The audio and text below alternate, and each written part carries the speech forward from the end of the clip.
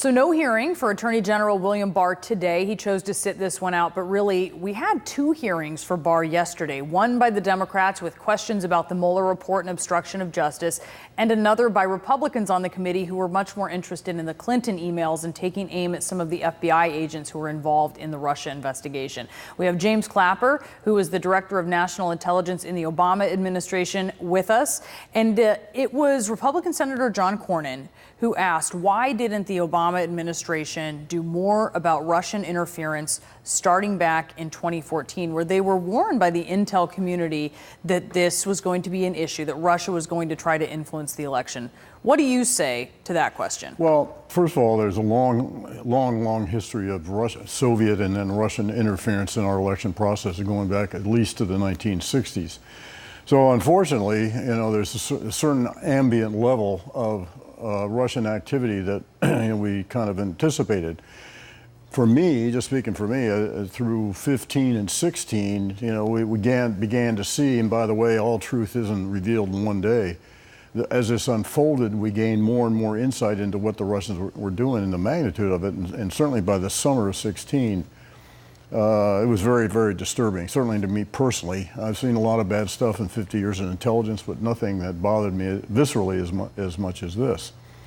So, yeah, speaking personally, I was an advocate for doing more earlier and more aggressive, but to say that the Obama administration did nothing is not true. For one, the president, unlike our current president, directly confronted very pointedly Putin and told him to cut it out. Didn't ask him, are you doing this?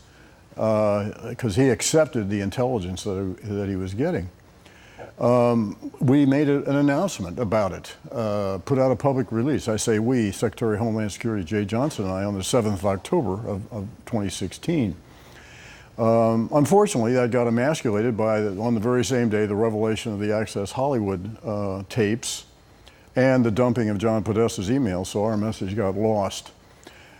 I do think, and then, of course, the criticisms levied on the Obama administration, well, you might ask, what was the Trump campaign doing the same time, with essentially aiding and abetting the Russians and having contacts, dozens of contacts with Russians, some of whom were connected officially to Russian intelligence.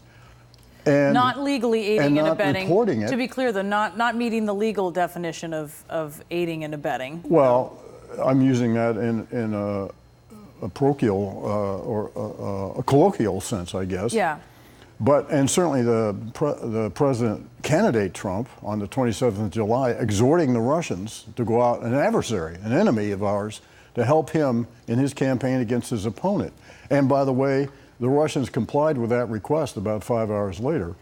So it's a bit much. And then the other thing, of course, is probably the stiffest action that the Obama administration took on the 29th of December with the sanctions, the expelling of 35 Russian operatives, and the closure of the two intelligence dachas.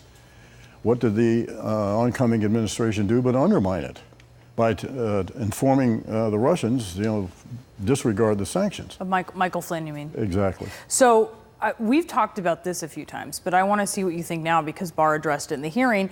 He had used the word spying last month, which is a pejorative. I think it's very widely accepted. You feel this way. A lot of other folks in the intel community feel this way, that it's a pejorative way to talk about surveillance. So he was talking about surveillance of the Trump campaign members and associates who had contact, which was often repeated, with Russians during the election, Kremlin-linked Russians. He was asked about that. Let's listen. You ever referred to authorized department investigative activities officially or publicly as spying? I'm not asking for private conversation. I'm not going to abjure the use of the word spying. I think, my first job was in CIA, and I don't think the word spying has any pejorative connotation at all. To me, the question is always whether or not it's authorized and adequately predicated spying. I think spying is a good English word that, in fact, doesn't have synonyms because it is the broadest word incorporating really all forms of covert intelligence collection. So I'm not going to back off the word spying, except I will say I'm not suggesting any pejorative, and I use it frequently, as do media. When did you decide to use it? Was it off the cuff in the hearing that day, or did you go into that hearing intending to use the word spying? It was actually off the cuff, to tell you the truth. It was actually off the cuff. He said, although to be clear, he paused, thought about what you could tell he was thinking about what he was saying, and he used the word spying. And he seemed to double down on that. I just want to be clear about that. He says, I don't think it has a pejorative connotation at all. What do you say to that? Well, having spent 50 years in intel business, I would respectfully disagree with that. I do think it's a pejorative term. It connotes illegality, rogue operations, this sort of thing. It's not a term of art that's used within the intelligence community. And I always used to cringe whenever I'd see my name in a headline someplace where, head spy testifies or something. I have an aversion to the word. And you think he knows that? I do. I think what made it pejorative particularly is, of course, is in the context of what the president has been saying about spying on his campaign, which in my view is not true. Because you hear him co-opting the language of the president, which is clearly pejorative, and you can't divorce those things. Exactly. Okay, there were a couple questions that were raised about the Trump campaign and offers of help from the Russians. Here's part of that. Does the fact that Mr. Mueller found the Trump campaign was receptive to some of the offers of assistance from Russia, or the fact that the Trump campaign never reported any of this to the FBI, does that trouble you? What would they report to the FBI? That they were receptive to offers of assistance from Russia. What do you mean by receptive? That exchange. Well, I thought it was a valid question on Senator Leahy's part, and I thought this is one of example of the Attorney General parsing and words and hair splitting, quibbling over definitional issues, which I don't think you'd hope that he'd rise above that.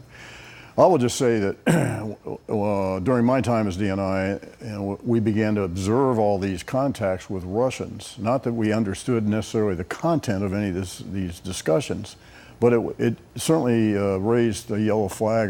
My dashboard warning lights were on. Why all these contacts with Russians, which of course weren't being reported. Should it have been reported to the? So when he says, well, what would they report to the FBI? Well, one would think, maybe I'm reflecting my Cold War warrior experience, but one would think when the Russians, and so many times, were trying to engage people connected with the Trump camp, that there might be perhaps a logical explanation for it.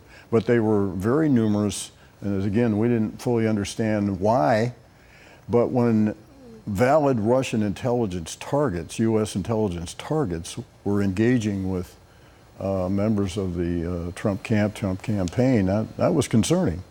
All right, Director Clapper, thanks so much. We always appreciate your perspective on this.